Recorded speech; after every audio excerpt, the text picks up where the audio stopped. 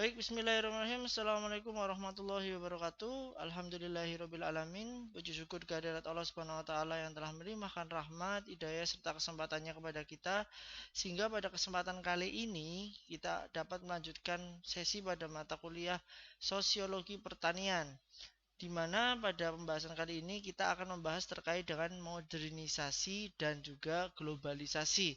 Pembahasan kita ini akan lebih luas ya, lebih zoom out ya dibandingkan sesi-sesi sebelumnya yang kita membahas terkait masyarakat secara detail atau zoom in-nya gitu. Dan setelah modernisasi dan globalisasi sendiri, selanjutnya kita akan membahas terkait dengan permasalahan yang ada di masyarakat pada umumnya seperti itu. Untuk pembahasan terkait modernisasi dan globalisasi sendiri, secara singkat kita akan membahas terkait dengan definisi globalisasi itu sendiri, kemudian faktor penyebabnya, dampaknya, dan juga contohnya, salah satu contohnya, beberapa contohnya, dan juga peluang dan tantangan terhadap globalisasi itu sendiri. Yang pertama, kita lanjutkan yaitu dengan pengertian globalisasi. Pada era 90-an maupun awal 2000-an ya, yang namanya kata atau ya kata globalisasi itu sendiri sedang tren-trennya ya di sekolah-sekolah gitu, di sekolah-sekolah globalisasi globalisasi gitu. Tapi ya itu dulu sekedar sebuah teori, ini globalisasi apa dan sebagainya, yang mendunia mempengaruhi masyarakat agar terbuka wawasannya atau terbuka ilmu pengetahuannya dari negara satu, akses informasi mudah dan sebagainya. Dulu masih kelihatannya seperti angan-angan gitu ya. Tapi ketika saat ini, di era saat ini kita berada, yang namanya globalisasi itu ya kenyataan atau fakta yang dapat kita lihat di depan mata kita dan kita bisa rasakan hal tersebut. Secara etimologi sendiri, globalisasi itu berasal dari eh, dua kata ya, dua kata yang terpisah, yaitu globe yang artinya bola dunia, yang ditambah dengan akhiran sasi yang artinya proses, sehingga ketika digabung menjadi globalisasi merupakan sebuah proses yang mendunia, di mana banyak sekali pakar yang mendefinisikan terkait dengan globalisasi itu sendiri. Beberapa di antaranya, yang pertama adalah Akbar S. Ahmed dan Hastings Donan mendefinisikan bahwa globalisasi pada prinsipnya itu mengacu pada perkembangan-perkembangan yang cepat di bidang teknologi, komunikasi, transportasi, dan informasi yang membawa kegiatan-kegiatan dunia yang jauh menjadi hal-hal yang dapat dijangkau dengan mudah. Jadi definisi pertama ini sendiri yang namanya globalisasi itu erat kaitannya dengan yang namanya perkembangan cepat di teknologi, komunikasi, transportasi, dan informasi. Itu ya yang membawa kegiatan yang tadinya jauh kita bisa dijangkau dengan mudah. Melihat sekarang juga teknologi ya itu yang mungkin yang paling paling berpengaruh terhadap globalisasi. Teknologi macam-macam di berbagai bidang tentunya, teknologi apapun itu, termasuk teknologi komunikasi ya, yang namanya kita menghubungi saudara kita yang nun jauh di sana, contohnya di Amerika Serikat dari Indonesia, itu bisa on time. Kemudian transportasi tentunya juga iya ya. Yang dulu kalau kita mau haji saja kita butuh waktu berbulan-bulan menggunakan kapal ya. Sekarang kita menggunakan pesawat ya, pesawat terbang aja itu kemungkinan sekitar 9 sampai 12 jam dari Indonesia ke Saudi beserta transit dan sebagainya. Dan juga informasi sama aja tadi dengan teknologi komunikasi maupun informasi. Inilah yang tadinya kegiatan yang jauh di sana akhirnya bisa dijangkau dengan mudah. Adapun yang kedua dari Selo Sumarjan, globalisasi merupakan terbentuknya sistem organisasi dan komunikasi antar masyarakat di seluruh dunia untuk mengikuti sistem dan kaidah-kaidah yang sama seperti itu. Nilai-nilainya jadi nilai-nilai dari seluruh dunia atau dari belahan dunia yang lain akhirnya tersampaikan berkat komunikasi antar masyarakat tersebut ya, antar dunia itu. Sehingga sistemnya bisa ditiru yang ada di belahan dunia lain dan kaidah-kaidahnya sama. Kita pernah membahas sebelumnya ya, di mana ada alasan interaksi sosial, salah satunya adalah misalnya identifikasi atau imitasi dan sebagainya. Kita jadi bisa melihat misalnya kalau sedang tren yang ada di Korea Selatan gitu ya, K-pop, akhirnya dari Indonesia ya, negara Indonesia bisa meniru hal tersebut seperti itu, ataupun cara-cara bertani yang tadinya mungkin trennya di negara-negara tertentu akhirnya tren di negara Indonesia, atau fashion dan sebagainya yang tadinya tren di negara tertentu di Indonesia, atau sistem, baik itu sistem pemerintahan gitu ya, sistem pemerintahan, keberjalanan pemerintahan itu seperti apa, akhirnya di Indonesia uh, lambat laun ikut meniru. Begitu juga misalnya kalau di Thailand sendiri, itu kan ada sistem pemerintahannya itu monarki gitu ya, ada sistem kerajaan di sana.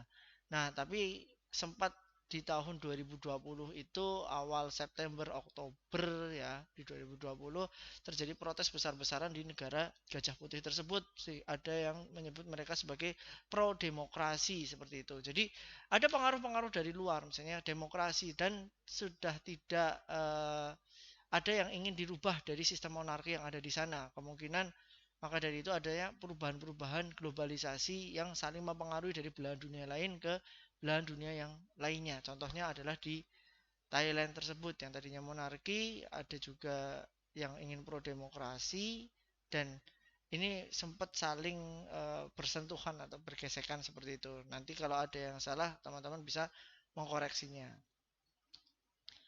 Oke, definisi dari The American Heritage Dictionary menjelaskan bahwa globalisasi sebenarnya dapat diartikan sebagai suatu tindakan atau proses yang menjadikan sesuatu yang mendunia atau universal baik dalam lingkungannya atau aplikasinya. Ini kurang lebih hampir sama ya.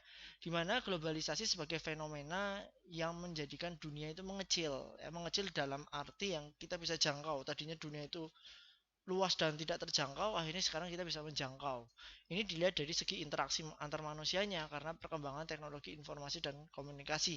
Seperti yang tadi saya katakan bahwa teman-teman kalau punya saudara di luar negeri, event di belahan dunia yang lain, contohnya di benua Amerika, ya sekarang saja bisa menghubungi gitu baik via text message maupun telepon ya langsung seperti itu.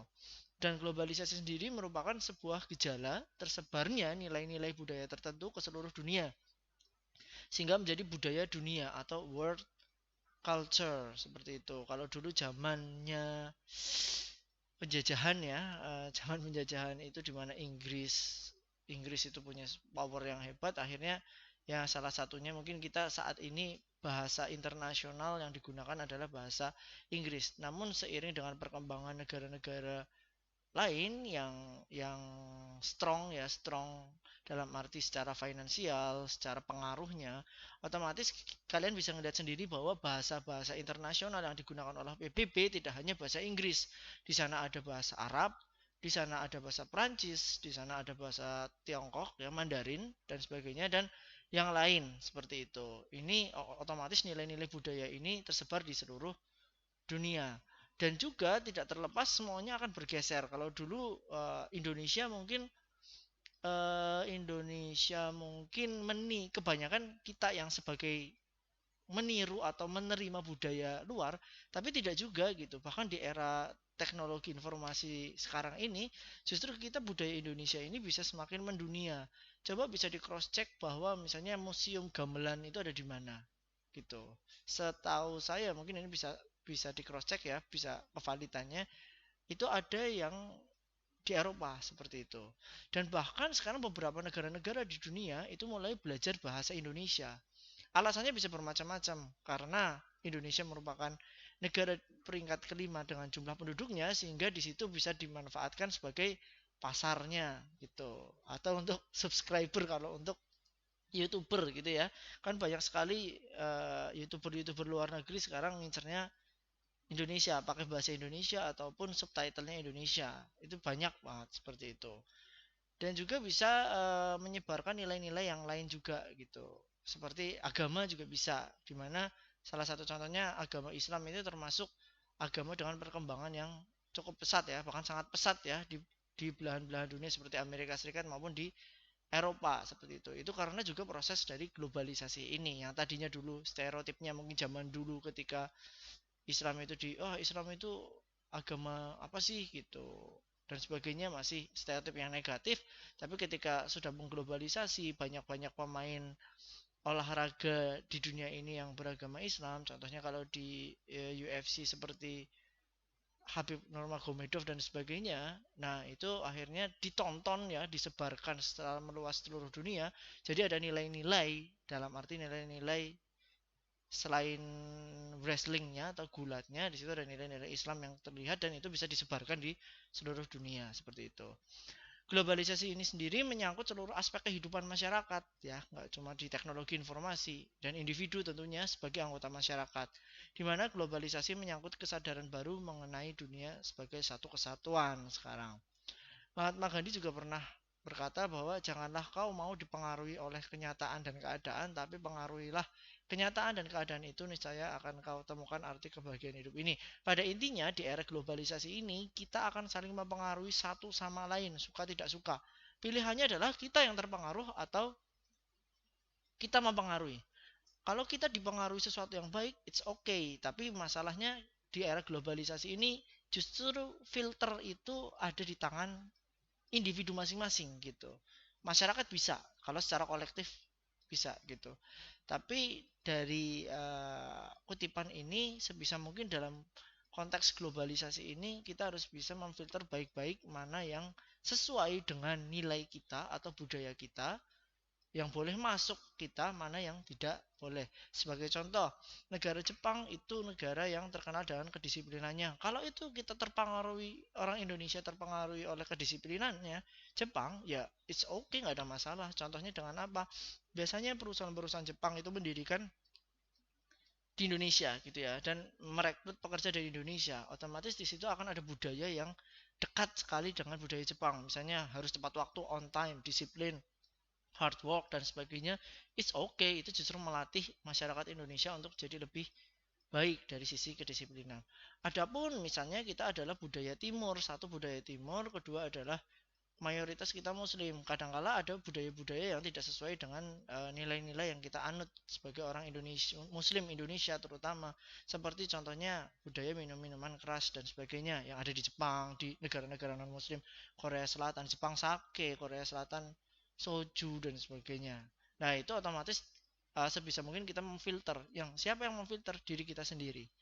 Apalagi di era globalisasi ini seperti itu. Oke, okay.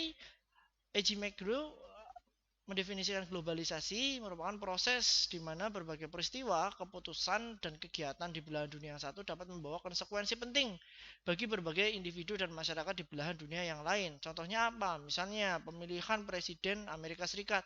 Itu hebohnya bukan cuma di Amerika Serikat, tetapi di seluruh dunia. Kenapa? Karena kita tahu bahwa Amerika Serikat merupakan negara adidaya dikuasa yang punya pengaruh atau cengkeraman kuat di berbagai belahan dunia. Sehingga yang menjadi pemimpin itu pasti akan secara tidak langsung akan memiliki pengaruh di belahan dunia yang lain. Contohnya seperti itu. Bisa juga pengaruh terhadap nilai tukar ya, mata uang dan sebagainya. Kondisi di Amerika sedang seperti ini mempengaruhi nilai tukar mata uang dolar terhadap semuanya seperti itu. Oke, kemudian pengertian globalisasi dari Bank Dunia sendiri berarti kebebasan dan kemampuan individu dan perusahaan untuk memprakarsai transaksi ekonomi dengan orang-orang di negara lain. Ini kaitannya kalau kita di mata kuliah teknologi informasi dan multimedia, kita sudah sangat paham sekali bahwa yang namanya transaksi sekarang nggak hanya dengan orang yang kita temui. Bahkan di dunia digital kita bisa dengan siapa saja. Yang beli dari Belanda kita di Indonesia juga bisa dan sebagainya. Nah, ini dampak globalisasi seperti itu. Kita ngirim nggak cuma ngirim di antar kota, tapi antar negara ya udah umum-umum aja gitu. Dibandingkan kalau zaman dulu stereotipnya kalau kita keluar negara itu, kita ekspor, ya ekspor sih gitu. Cuma sekarang ya biasa aja sih kalau kita ngirim ngirim barang satu gitu, misalnya skincare gitu dikirim ke negara lain, itu suatu hal yang lumrah di era globalisasi ini. Nah, sehingga dari berbagai definisi yang tadi yang dikatakan atau yang diungkapkan oleh para pakar terkait globalisasi, di sini kami mencoba untuk mendefinisikan atau mengutip atau meng-highlight atau mengambil yang namanya ringkasannya bahwa globalisasi merupakan masuknya atau meluasnya pengaruh dari suatu wilayah atau negara ke wilayah atau negara lain, dan atau proses masuknya suatu negara dalam pergaulan dunia ya, pergaulan dunia. kita bisa saling mempengaruhi. Korea Selatan mempengaruhi Indonesia. Wah, akhirnya banyak K-pop atau boys band, girl band yang genrenya K-pop ya. Saya nggak tahu ini ya dan sebagainya. Kemudian ada di sini misalnya cosplayer dari negara ini negara barat gitu ya. Di Indonesia juga ada cosplayer terhadap tokoh-tokoh manga atau anime dari Jepang seperti itu. Tapi sekali lagi tidak hanya itu, Indonesia juga bisa mempengaruhi negara lain. Misalnya banyak sekali yang belajar budaya Indonesia itu dari Australia, dari negara-negara barat lain dan sebagainya. Itu justru Indonesia semakin dikenal akan hal itunya, akan hal budayanya seperti itu. Di mana proses globalisasi ini mengandung implikasi bahwa suatu aktivitas yang sebelumnya terbatas jangkauannya secara nasional, ya kita tahu yang namanya gamelan, yang tahu namanya jaipong itu ya cuma di Indonesia aja gitu. Tapi sekarang secara bertahap berkembang menjadi tidak terbatas pada suatu negara. Nanti lama-lama borderless. Contohnya di ASEAN ya, Asia Tenggara, negara-negara Asia Tenggara. Mungkin kalau kita ke Jepang, ke negara-negara Eropa, Amerika, kita butuh yang namanya visa gitu. Sekarang dengan adanya globalisasi ini, mulai dari ASEAN misalnya, ASEAN itu kalau Indonesia ke Singapura, Indonesia ke Thailand, itu cuma butuh apa? Butuh paspor aja gitu. Kita nggak perlu visa gitu. Pengalaman saya juga ke Thailand itu tidak perlu yang namanya menggunakan visa, cukup paspor saja gitu. Sama halnya dulu masih ingat ada berita tentang Brexit gitu ya, British exit itu di European Union itu ya, atau kayak ASEAN tapi di Eropa sana. Ya kalau teman-teman nanti suatu saat ada kesempatan untuk main di Eropa ya, di mana negara Eropa kan dempet-dempet ya, kecil dan saling nempel gitu ya. Ya teman-teman mungkin dari negara satu ke negara lainnya sudah nyantai, dalam arti naik kereta tiba-tiba biasanya dari Jakarta ke Purwokerto, tapi kalau di sana udah dari satu negara ke negara yang lain seperti itu. Jadi makin lama apalagi ada globalisasi ini, secara sistem mungkin terpengaruh juga dan sebagainya, ini lama-lama akan borderless itu. Dimana globalisasi khususnya misalnya contohnya dalam budaya itu bisa spreading lewat TV, internet ya, budaya barat dalam bentuk cara berpakaian, pergaulan, biasanya Indonesia tuh ngikutin gitu ya, nggak cuma budaya barat gitu. Tapi sebaiknya kita perlu filter yang sangat kuat untuk mendefense itu. Kita bisa milih mana yang baik, mana yang buruk. Masalahnya itu dikembalikan lagi ke individu masing-masing. Globalisasi sendiri memiliki faktor-faktor yang mendukung. Kenapa terjadi globalisasi ini bisa terjadi dan bahkan sangat cepat saat ini gitu ya. Yang pertama karena adanya kemajuan ilmu pengetahuan dan teknologi. Ini yang paling berpengaruh sangat besar. Adanya internet contohnya. Ya kita dengan adanya internet kita bisa nonton misalnya nonton film dari luar gampang aja gitu. Langganan Netflix misalnya, ya udah kita bisa nonton sesuka kita gitu. Kita mau nonton film apa aja tanpa filter ya bahkan ya, tanpa filter dan sebagainya. Kalau kita nonton di TV saja mungkin ada filternya gitu ya, ada filter dan sebagainya. Cuma kalau di Netflix misalnya atau punya TV kabel di rumah ya udah nonton nonton aja itu. Belum lagi adanya internet, YouTube, teman-teman bisa mengakses apapun gitu. Bahkan pertandingan sepak bola Liga Kuwait gitu kalau mau ditonton ya monggo gitu ya. Kalau bisa nemu kata kuncinya di YouTube dan sebagainya. Atau mau nonton audisi apa sih Kazakhstan Idol kalau ada ya, kalau ada mungkin ada di YouTube gitu. Itu kita bisa jadi kita bisa dengan kemajuan iptek ini, globalisasi ini semakin cepat dan kita juga cenderung identifikasi ya. Kita pasti meniru negara Indonesia contohnya, pasti meniru sesuatu hal yang kiranya itu bermanfaat bagi negara Indonesia gitu. Misalnya cara bertani dan sebagainya di sana, oh di sana bagus nih, pakai mesin ini nih, traktornya ini nih dan sebagainya. Akhirnya dicoba untuk membuat yang serupa, at least membuat yang serupa atau impor alatnya seperti itu. Dan kita bisa melihat juga dari kemajuan iptek, iptek itu bisa berupa produk juga ya, seperti elektronik, otomotif dan sebagainya, yaitu disebarluaskan ke seluruh dunia. Sekarang coba kita lihat dari untuk elektronik udah atau elektronik dan otomotif. Kita dari bangun pagi sampai dengan tidur, berapa persen yang itu produk asli Indonesia dan berapa persen itu yang produk dari luar. Itu juga kita bisa melihat gencarnya dari faktor globalisasi, pendorong globalisasi itu dari situ. Yang kedua, terbentuknya sistem perekonomian negara di dunia. Setiap negara itu punya sistemnya masing-masing ya. Sistem negara di dunia itu ada macam-macam seperti itu ya, tradisional ya.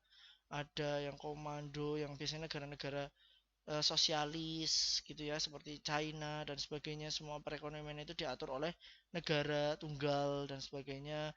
Kemudian misalnya ada campuran ya, liberal lah ya, benar-benar diserahkan oleh ke pasar antara penjual dan pembeli. Terus misalnya ada yang campuran, dalam arti campuran itu ya pemerintah ikut ikut andil dalam perekonomian, tapi keberadaan pihak swasta itu ya tetap diakuin di situ gitu. Nah, sistem ini kan saling saling diadaptasi gitu oleh negara-negara yang lain seperti itu. Kemudian liberalisme keuangan internasional dan sebagainya. Sekarang yang namanya Indonesia, kalian bisa cek misalnya utangnya dari mana aja gitu ya. Untuk kalau misalnya kekurangan ada Indonesia butuh uang gitu, ya kadangkala ada sebutannya sebagai bantuan, ada kala Indonesia mengajukan utang, tapi pada intinya adalah harus dikembalikan. Nah, semakin liberal saja nih. Liberal itu bebas ya, keuangan internasional dari IMF dan sebagainya. Kemudian yang keempat, semakin besarnya keinginan orang untuk melakukan traveling antar negara atau pindah dari negara satu ke negara lain. Nah, kalau dulu traveling itu ya cukup kemana ya, cukup di, kalau orang Jawa ya di Jawa-Jawa aja lah, yuk ke Bromo gitu, atau agak jauh dikit yuk ke Bali, atau ke Nusa Tenggara Barat, ke Lombok yuk ke Rinjani dan sebagainya. Zaman tahun 90-an, wah Bunaken tuh di Sulawesi dan sebagainya. Sekarang mungkin kalau traveling bahkan jadi tren anak-anak muda yang sehabis merit ya, sehabis nikah gitu, honeymoonnya kemana, ke Jepang misalnya, honeymoonnya kemana, ke Turki atau ke Eropa. Kenapa? Karena semuanya sekarang semakin efisien, karena teknologi semakin murah, jadinya kita ya tadi borderless lagi. Kalau misalnya nggak perlu pakai visa misalnya di negara ASEAN, itu ya akhirnya orang-orang sekarang ya nggak di dalam negeri saja tapi keluar negeri. Contoh saja saya 2017 ke Thailand, itu ke Khon kota Khon ya namanya. Itu Jakarta Thailand, seingat saya itu hanya 1.900.000 sampai 1 juta, dan akhirnya domestik dari Bangkok ke Konken itu 300.000, 300 ribuan. Jadi anggap aja 1.300.000 itu udah Jakarta ke Konken gitu. Dan penginapannya juga sama harganya kayak di Indonesia. Apalagi kalau misalnya ada promo Jakarta Singapura, cuma kadang ada yang 99.000, ada yang 300.000, ada yang berapa dan sebagainya. Nah, itu makin besarnya keinginan orang untuk melakukan traveling gitu, karena ada efisiensi-efisiensi akibat dari kemajuan ilmu pengetahuan dan teknologi itu sendiri.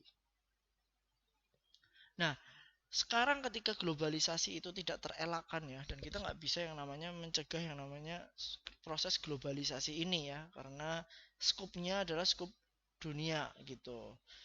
Sebenarnya bagaimana sih respon bangsa Indonesia ini terhadap globalisasi gitu ya? Kita bisa melihat dari sisi peluang dan juga sisi tantangan, karena mau nggak mau kita harus ngadapin. Dimana ketika kita berbicara dari sisi peluangnya sendiri, setiap orang itu paling tidak memiliki kesempatan yang sama untuk memanfaatkan situasi ini dan memenuhi kebutuhan hidupnya dengan baik. 2015 ada masyarakat ekonomi ASEAN ya, MEA gitu, atau ASEAN Economic Community AEC kalau dalam bahasa Inggris. Kemudian sebelumnya ada AFTA, Asia atau ASEAN ya, ASEAN China Free Trade Agreement. Ada lagi Asia Pacific Agreement lagi dan sebagainya, perdagangan ya, tentang trading atau perdagangan. Ya sekarang jadi los-losan, itu nggak cuma jualan loh, jualan antar negara ASEAN, misalnya ASEAN Economic Community ya, itu juga tentang sumber daya gitu, tentang sumber daya bahwa orang-orang di Malaysia bisa mudah mendapat pekerjaan di Indonesia. Begitu juga sebenarnya sebaliknya. Kalau kita melihat itu sebagai peluang, ya kita juga punya kesempatan yang sama. Kalau kita punya keunggulan kompetitif, kita bisa bersaing di negara Malaysia, Thailand, Vietnam, Brunei, dan sebagainya. Itu tantangannya terhadap hal-hal yang seperti itu, dampak globalisasi itu, tadi balik lagi. Setiap orang diberi kesempatan untuk berkompetisi dan menunjukkan kemampuannya. Ini challenge-nya kita. Jangan sampai kita penduduk dunia kelima 260-an juta jiwa itu hanya menjadi sebuah target market saja. Justru kita orang asli Indonesia harusnya bisa menguasai atau bukan menguasai ya, bisa mengelola sumber daya yang ada atau memanfaatkan sumber daya yang ada. Karena apa? Karena kita yang tahu ciri-ciri orang Indonesia itu seperti apa.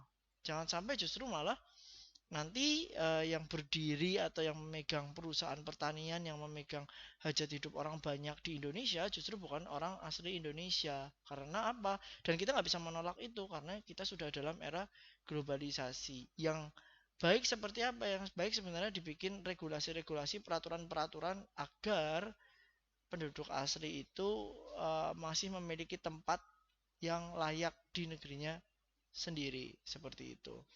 Dan globalisasi ini tentunya ya, pembahasan selanjutnya memiliki pengaruh yang besar, khususnya terhadap budaya, bangsa, dan negara Indonesia. Otomatis ini ada dampak positif dan juga ada dampak negatifnya. Saya akan membahas yang pertama negatif dulu ya, biar nanti endingnya positif. Secara dampak negatifnya ya dari globalisasi ini sendiri pasti ada yang namanya cultural shock gitu ya. Ini maaf typo ya, adanya keguncangan budaya, sistem baru gitu. Adanya yang tertekan atau frustasi. Kalau dari sisi positif walaupun ini negatif ya. Dari sisi positif seperti tadi ada budaya Jepang misalnya, bangun perusahaan, dipekerjakan orang Indonesia yang biasanya mungkin jam karet dan sebagainya harus dipaksa untuk disiplin, misalnya kalau di perusahaan Jepang. Kalau cultural shock yang lain ya, mungkin nanti antara generasi yang lama dengan generasi yang baru itu ada ketimpangan dari pandangan budaya ya, budayanya yang biasanya kalau dulu itu unggah-ungguhnya baik dan sebagainya, secara pakaian masih sopan dan sebagainya. Mungkin sisi negatifnya adalah anak-anak yang terdampak globalisasi namun tidak bisa memfilter dengan baik ini akhirnya dari segi pakaian sudah ke barat-baratan misalnya ya. Kalau dari sisi Islam yang kurang tertutup, tidak menutup aurat dan sebagainya, ini salah satu cultural shocknya juga. Yang kedua ada ketimpangan budaya, tidak disiplin adaptasi dengan budaya lain, sama ya, hampir sama, cuma contohnya kita bisa sebenarnya bisa berikan satu-satu. Kemudian yang ketiga, adanya pergeseran nilai-nilai budaya. Masyarakat menjadi kebingungan menentukan nilai budaya mana yang harus diambil dan mana yang harus dikembangkan. Ya karena semakin banyaknya gitu, banyaknya yang masuk, banyaknya pilihan dan sebagainya. Sebenarnya budaya asli Indonesia itu yang seperti apa? Ketika kita ditanya anak-anak muda mungkin agak kebingungan. Apakah yang memakai kebaya? Apakah yang uh, kebarat-baratan atau akan apa? Ataukah yang sopan yang menutup dan sebagainya, itu pasti karena ada banyak sekali masukan ya karena globalisasi, jadi saling mempengaruhi antara satu dengan yang lain gitu, ada pergeseran nilai-nilai budaya yang tadinya seperti ini menjadi seperti ini gitu. Itu dari segi negatifnya. Namun kita tidak apa namanya, tidak hanya melihat yang dari sisi negatif, positifnya juga banyak, insya Allah banyak gitu ya. Adanya perubahan sistem pengetahuan, walaupun ini juga masih bertahap ya, sistem pengetahuan kita dengan adanya sekarang internet dan sebagainya, kita jadi bisa lebih sama-sama memiliki kesempatan yang sama dengan negara-negara maju untuk mencari informasi gitu ya. Tinggal kita mau nggak ngulik informasi tersebut atau kita hanya sebagai user atau pemakai atau konsumen dari produk yang ada, produk Instagram, produk TikTok, produk Facebook dan sebagainya, produk WhatsApp yang hanya dipakai ya dipakai sesuai dengan keinginan kita aja, tapi tidak mau mengambil kesempatan pengetahuan dari sana. Contohnya gitu. Adanya perubahan nilai budaya. Ya tadi kalau misalnya secara positif bisa disiplin, it's okay. Kenapa disiplin itu saya masukkan atau saya highlight? Karena persaingan dengan negara lain butuh yang namanya kedisiplinan. Karena negara-negara yang akan kita hadapi adalah negara-negara yang memiliki disiplin tinggi. Contohnya siapa? Singapura, Malaysia mungkin kita sama kayak Malaysia, tapi perlu diketahui bahwa secara pendidikan mereka publikasi dan sebagainya, penelitian dan sebagainya, mereka lebih unggul ya, lebih unggul dari Indonesia. kita ngadepin Jepang, Amerika Serikat, negara-negara yang lainnya, otomatis kita butuh yang namanya uh, nilai budaya terkait dengan disiplin tadi.